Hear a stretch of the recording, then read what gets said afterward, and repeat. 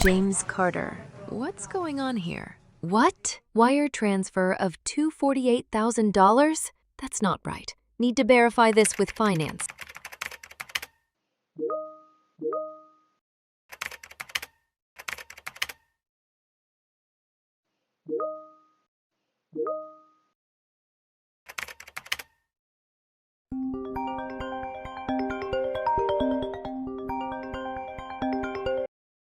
Hey, Sophia, what's up? James, did you just authorize a wire transfer of $248,000? Yeah, the CFO called me. It sounded urgent.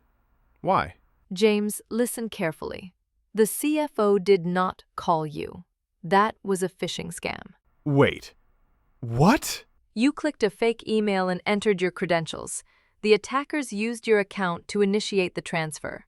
No. I need to cancel it. Stay calm, James. Step away from your computer. We're on it. All right, I've looped everyone in. We've got an unauthorized wire transfer, initiated from James Carter's credentials. I swear it looked legit, Sophia. The email came from the CFO's address. I didn't even think to verify. James, we don't have time for that now. The transaction's still pending, but it's already queued in the bank system. Jason, lock James's account immediately. End every active session and revoke his credentials. On it. Credentials disabled. Network access terminated. He's locked out. We'll need to contact the bank's fraud team right now. Already reaching them. I'll patch them into this call.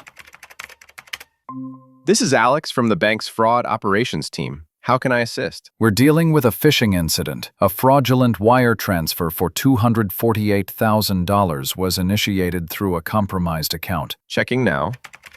I see the transaction. It's still pending. Placing an emergency hold. Can you confirm if the receiving account is flagged for any previous fraud cases? Checking.